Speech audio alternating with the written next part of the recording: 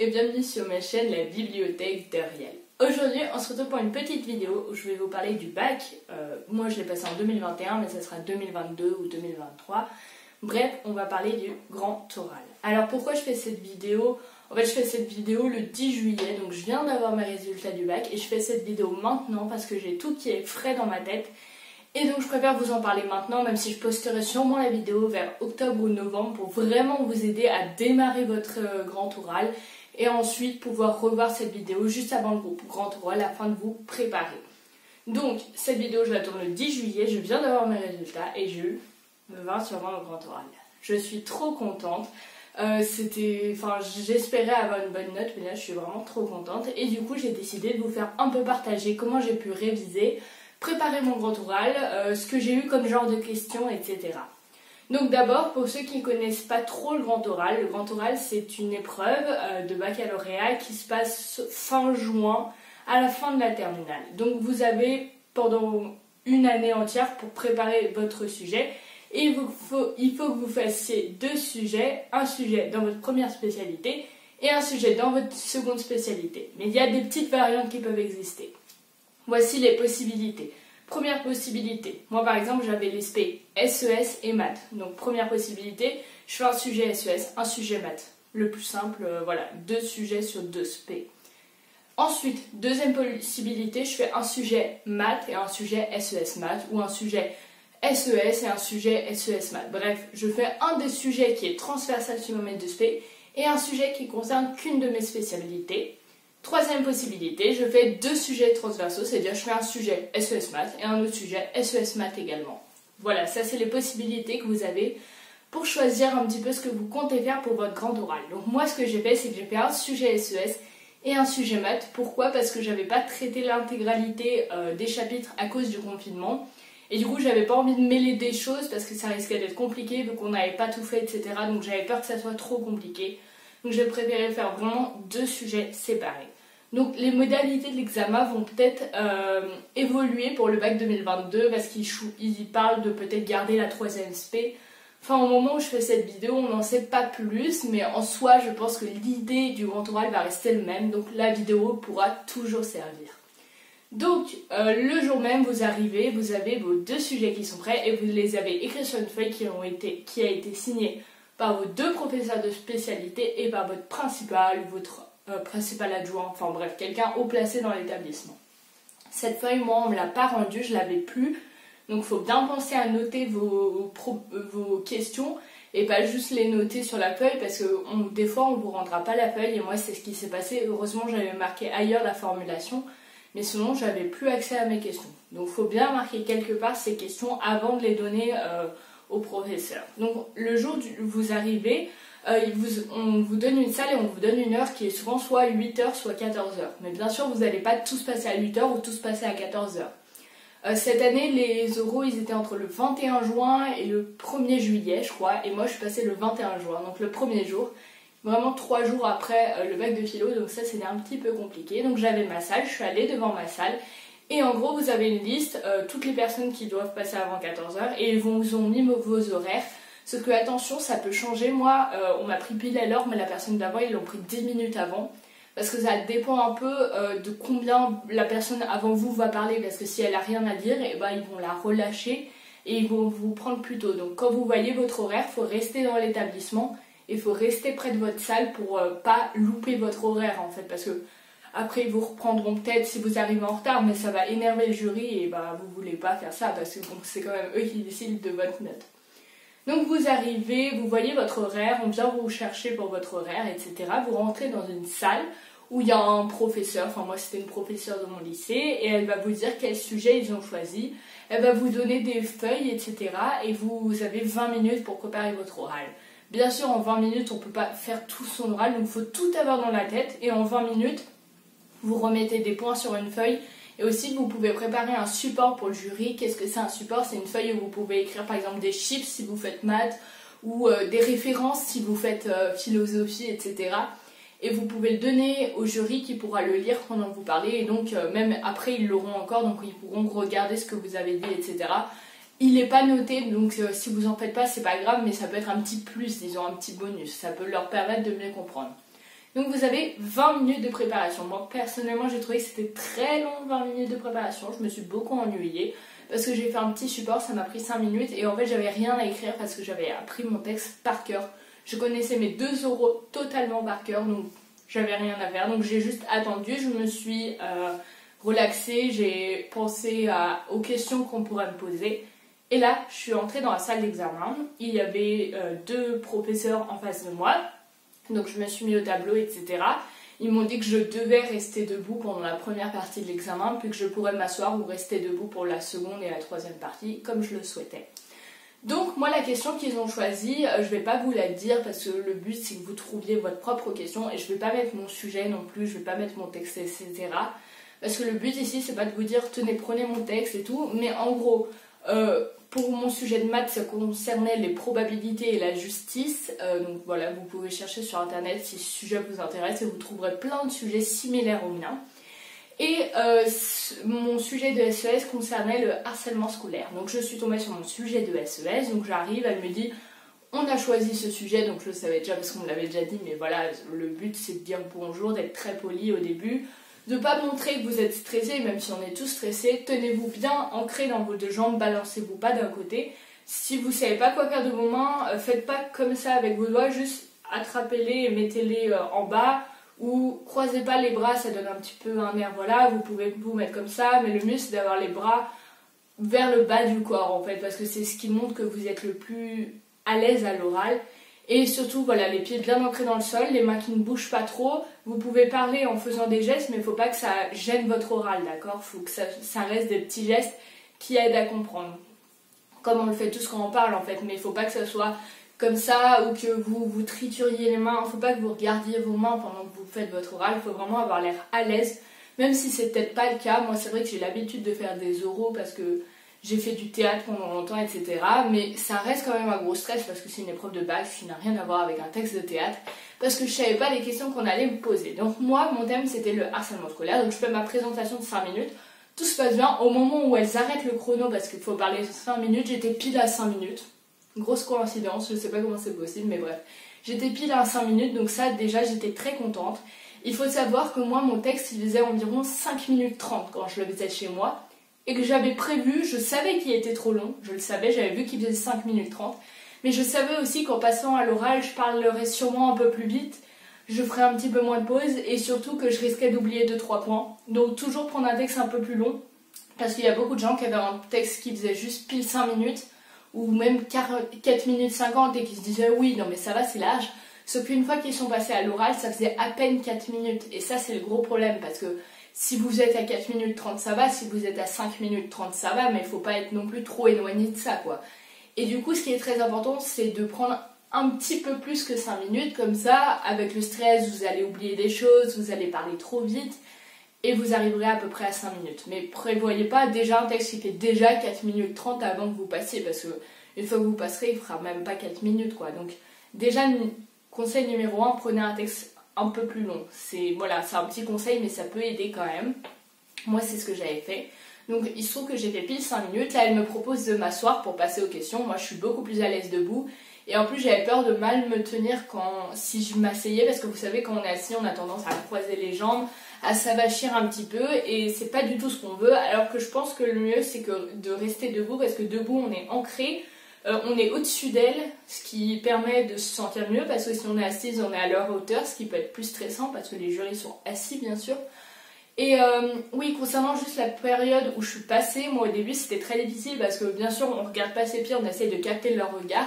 Sauf que moi au début, elles écrivaient toutes les deux beaucoup, et j'étais en mode, regardez-moi en fait. Et les jurys me regardaient pas trop au début, et après je pense qu'elles se sont rendues compte, c'était le premier jour des oraux, donc elles n'avaient pas encore beaucoup d'expérience pour le grand oral, je pense, et du coup elles se sont rendues compte qu'elles m'avaient pas bien regardé, et au bout de 2 minutes elles me regardaient à tour de rôle, ce qui était beaucoup plus rassurant. Et si jamais vous avez peur de fixer leur regard parce que ça vous stresse ou quoi, vous pouvez regarder un point sur leur front, ça permet de pas voir leurs yeux, mais elles verront pas la différence. Parce que moi j'aime bien regarder les gens dans les yeux, quand je parle je trouve que c'est plus convaincant, mais si jamais vous avez trop peur, regardez juste au-dessus de leurs yeux, elles verront pas la différence. Et au final, ça vous permettrait d'être plus à l'aise. Donc ça, c'était la première partie. Seconde partie, c'est la partie des questions. Et c'est là, heureusement, mon prof de SES m'avait beaucoup aidé pour les questions. Donc voilà. Et j'ai eu des questions qui, je trouve, n'avaient pas énormément de rapport avec mon sujet. J'ai réussi à y répondre parce que mon prof de SES, m'avait bien préparé. Mais c'est vrai que c'était des questions très compliquées. Par exemple, dans mon oral, j'avais cité l'UNICEF comme une source. J'ai dit, selon l'UNICEF, 25% des gna. Mais c'était vraiment selon l'UNICEF et c'est juste une seconde où je l'ai dit. Et première question, pouvez-vous nous parler de l'UNICEF? Qu'est-ce que fait l'UNICEF? Donc j'ai raconté leurs engagements auprès des enfants, les enfants dans les pays pauvres, bien sûr, les aider à se nourrir, etc. J'ai aussi parlé de leurs engagements dans les pays riches, contre le harcèlement scolaire, par exemple, vu que c'était rattaché à mon sujet. Mais voilà, c'est parce que j'avais bien regardé le site de l'UNICEF et puis je le connaissais, je le connaissais un peu. Mais c'est vrai que c'est une question qui était difficile. Et après, elles m'ont demandé à quoi l'UNICEF était rattaché. Et je ne le savais pas, mais c'était rattaché à l'ONU, l'Organisation des Nations Unies. Et c'est vrai que sur le coup, ça m'est pas revenu, maintenant je le sais, mais voilà. Donc ça déjà, c'est une question que j'aurais pas imaginé avoir. Donc voilà, si vous citez des sources, essayez de savoir quelques mots sur ces sources. Parce que, voilà, surtout si c'est une source très connue, si c'est genre l'Université de Paris, bon, voilà, apprenez rien sur l'Université de Paris, mais si c'est l'UNICEF, si c'est l'Observatoire des inégalités aussi, si c'est l'Observatoire des inégalités, il faut apprendre quelques mots dessus. Donc ça, c'était la première chose. Ou si c'est l'INSEE aussi. Ensuite, deuxième chose, comme mon thème était sur le harcèlement scolaire, j'avais parlé un tout petit peu du suicide. Mais vraiment, j'avais parlé du suicide pendant 3 secondes. Enfin, pas 3 secondes, mais vous voyez, c'était pas du tout le thème majeur de mon sujet. Et au final, on m'a posé énormément de questions sur le suicide. Donc je vous conseille, si vous abordez des petites notions, enfin ce qui vous semble être des petites notions comme ça, vraiment faites des recherches dessus. Moi, la veille, je sais pas pourquoi, j'ai lu la page Wikipédia sur le suicide. Je me suis dit, allez. Et j'ai appris beaucoup de choses sur les différents philosophes ou sociologues qui avaient parlé du suicide. Et du coup, j'ai réussi à leur dire tout ça. Mais c'est vrai que si j'avais pas lu cette page Wikipédia, j'aurais rien eu à leur dire. Et ensuite, j'ai eu beaucoup de questions sur qu'est-ce qu'on peut faire pour apporter des solutions à ça. Ce qui n'était pas le but de mon sujet. Moi, c'était vraiment analyser la naissance du harcèlement scolaire, etc. Et finalement, j'ai eu beaucoup de questions sur qu'est-ce qu'on peut faire pour résoudre le harcèlement scolaire, qu'est-ce qu'on peut faire quand on est harcelé, qu'est-ce que selon toi ne va pas dans les campagnes de harcèlement scolaire, etc. Donc ça, c'est des questions que j'imaginais pas forcément, mais voilà, heureusement, je connaissais les numéros à appeler quand on est victime de harcèlement scolaire, etc. Donc voilà, je les ai cités et ça leur a beaucoup plu, je pense, parce que j'ai eu une bonne note. Et donc là, c'était la fin des 10 minutes de questions. Et franchement, moi, ça s'est très bien passé parce que mon prof de SES avait fait un oral blanc. Mais c'était que pour les volontaires, donc on n'était que 4-5 à l'avoir fait. Et moi, je l'avais fait. Voilà, parce que j'avais envie de faire mon sujet avant de le passer. Et au final, ça m'a énormément servi parce que sinon, j'aurais jamais imaginé toutes ces questions en fait. Et c'est vrai que lui, il m'avait beaucoup préparé aux questions sur le suicide, etc. Et c'est grâce à lui que j'en savais autant, donc voilà. Mais vraiment, imaginez vraiment quand vous voulez savoir quelle question on va vous poser, essayez vraiment de regarder votre sujet et de décortiquer tout ce sur quoi on pourrait vous interroger. Même si ça vous semble être tellement petit qu'on ne vous interrogera pas dessus, et bah forcément on va vous poser des questions. Donc voilà, n'hésitez pas. Moi c'est vrai que lui il m'avait posé des questions sur la notion de délinquance parce que je l'avais vraiment cité une seconde. Eux ils ne me l'ont pas posé, mais sinon les questions étaient assez semblables. À la fin des 10 minutes de questions, on va vous poser à nouveau la question « Souhaitez-vous vous asseoir ou rester debout ?» Encore une fois, moi j'ai dit que je voulais rester debout parce qu'il restait genre 5 minutes et je me sentais pas du tout confortable à l'idée d'être assise parce que voilà, là je suis assise mais j'ai pas une... Là je suis pas stressée à l'idée de faire cette vidéo, mais je pense qu'à un oral je me serais mal tenue si j'avais été assise et puis même j'aurais eu peur que ma voix porte pas assez bien, etc. Donc c'est vrai que moi j'ai pris la décision de encore rester debout. Et là ça a été très simple, c'est la partie la plus simple de l'oral. Déjà elle m'a demandé ce que je voulais faire plus tard, enfin si j'avais eu un vœu sur Parcoursup, donc je lui ai dit ce que j'allais faire l'année prochaine. Donc ça j'en reviendrai dans une autre vidéo, voilà, à un moment venu, qui sera déjà sûrement sorti au moment où sortira celle-là. Bref, c'est un peu Inception là-dedans, donc déjà elle m'a demandé ce que j'allais faire l'année prochaine, elle m'a demandé pourquoi j'avais choisi ça, etc. Donc là je vais parler du diplôme que j'allais faire. Ensuite elle m'a interrogé sur le métier que je voulais faire, pourquoi je voulais faire ce métier. Aussi j'avais des incertitudes si j'hésitais entre plusieurs métiers. Donc on a parlé de ces différents métiers. Elle m'a demandé pourquoi j'avais envie de faire ces métiers. Et c'était la fin des 5 minutes d'orientation. Elles m'ont pas du tout demandé pourquoi j'avais pris les spé maths et SES. Ce qui tombe bien parce que ça avait pas... Enfin, l'aspect SES, ça a un rapport avec ce que je veux faire plus tard. Enfin, pas énorme, mais ça a un rapport. Mais l'aspect maths n'a aucun rapport avec ce que je veux faire plus tard. Et aussi, on a parlé de lecture, en fait, parce que... Bon, voilà, l'année prochaine, je vais faire une double licence droit et littérature anglaise. Et du coup, elles m'ont demandé pourquoi je voulais faire littérature anglaise. Et je leur ai dit que j'adorais lire. Donc, on a beaucoup parlé de lecture, ce qui a été très intéressant pour moi parce que... Je pense que vous vous en doutez, j'adore lire. Donc voilà, ça c'était un moment très agréable. Ça a permis vraiment de me dérider. J'étais plus souriante, etc. Au final, l'oral s'est terminé. Quand l'oral se termine, n'hésitez pas à les remercier pour leur temps, même si c'est leur boulot.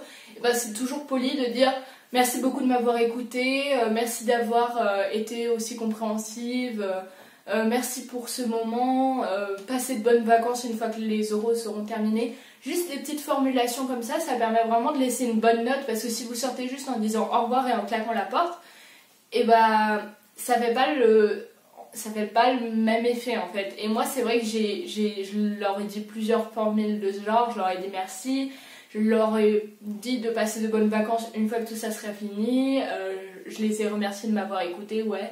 Et après je leur ai demandé si elles voulaient que je laisse la porte ouverte ou fermée, ça peut paraître rien mais ça leur... Enfin, si vous fermez la porte alors qu'elles voulaient que ça reste ouvert, elles sont obligées de se relever, enfin voilà, ou ils ou elles sont obligées de se relever, d'ouvrir la porte. Enfin vous voyez, c'est plein de petits détails qui font que l'oral se passera mieux. Donc en gros, il faut être très à l'écoute des jurys, ne pas oublier que ce sont des personnes aussi que parfois, voilà, ils peuvent bâiller, etc. Et c'est pas très grave, c'est pas forcément contre vous, parfois, voilà, ça arrive. Moi ça va, je suis passée le 21 juin, donc c'était le premier jour des oraux.